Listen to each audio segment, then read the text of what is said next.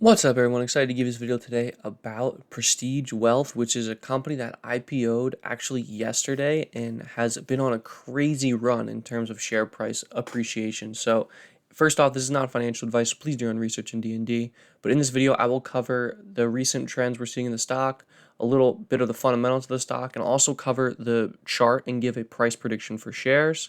And then I will dive into some of the financials. So with that being said, let's jump right in. So you can see here, Prestige Wealth is the number one trending stock on StockTwits right now.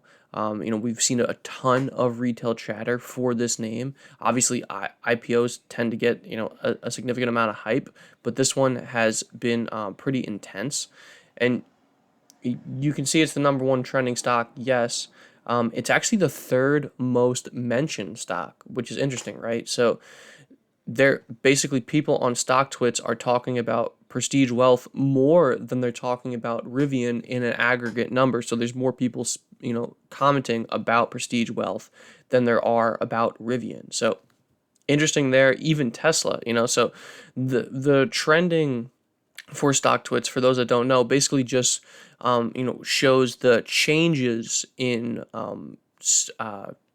volume of messages about that ticker.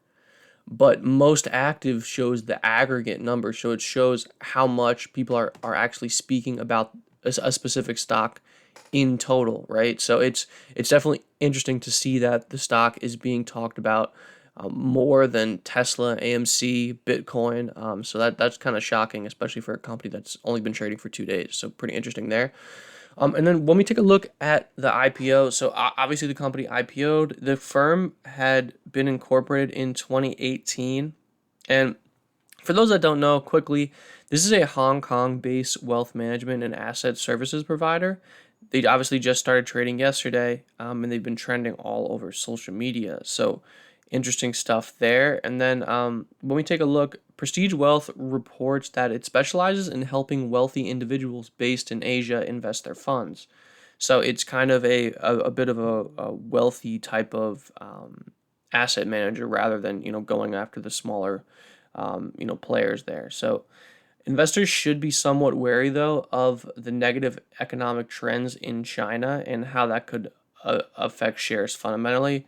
Obviously, fundamentally, the stock is not really trading off of that. It's, trading off of hype and, the chart, really. So, with that being said, let's take a peek into the chart and try to see where shares are headed from here. So, you can see that we topped out to end the day on, actually, no, excuse me, this was today. So earlier in the day, we saw shares come up to about 17 bucks and reject this $17 level. We saw shares come up to this level once again and reject just in the last hour or so. So we rejected that level once again, and now we're coming up to test this level, and it looks like we're falling below it. But we're kind of fighting back and forth with this level. So for my money, what I will be doing is, if we're able to close the week above this major resistance level, which shares have pulled back from this level twice. Well, if we're able to close above this level, well, that would lead me to believe that we likely see a larger move higher over the coming weeks. Based on a close over this major resistance level. So be on the lookout for this $17 level. It seems like the only significant resistance level we can see for shares. Obviously, the stock's only been trading for 2 days, so it's tough to, draw any significant patterns or trends, right? You're kind of just playing simple support and resistance here with the stock. So, be on the lookout for that $17 level. If we hold it for the end of the day, likely move higher. If we don't, well, the opposite would be true. We likely move lower. Obviously, that's just my opinion, not financial advice. But let's take a look at some of the valuation metrics for the stock. So over the next 12 months, or excuse me, over the past 12 months, the stock has been trading at a 31 times PE.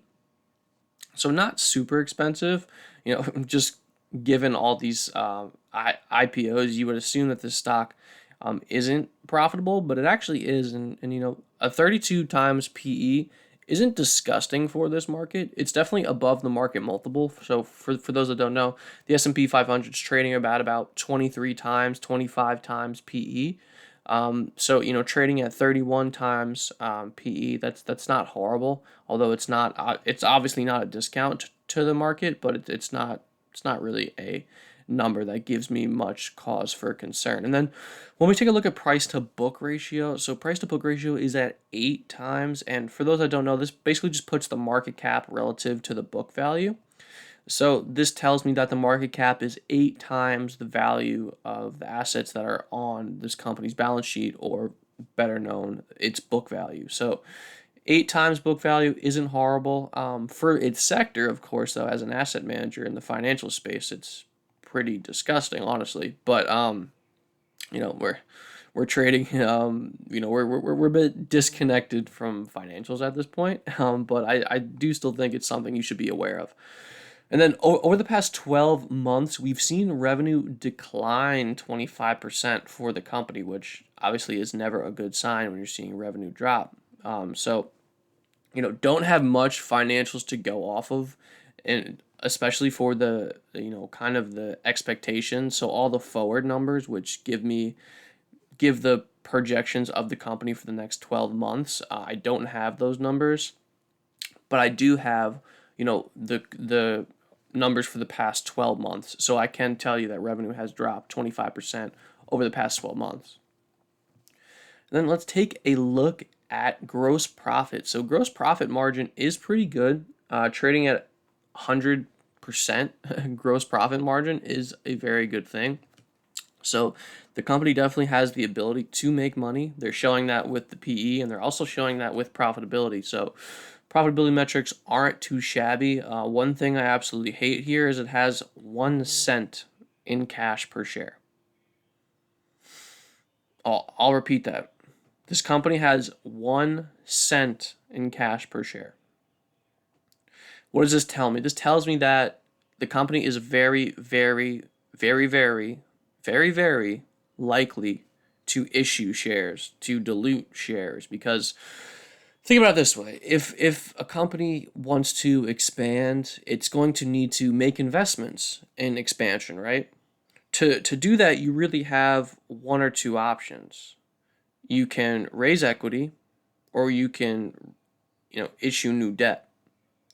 Given the recent price action, they're likely going to want to issue equity because it's going to cost them less money to issue equity, right?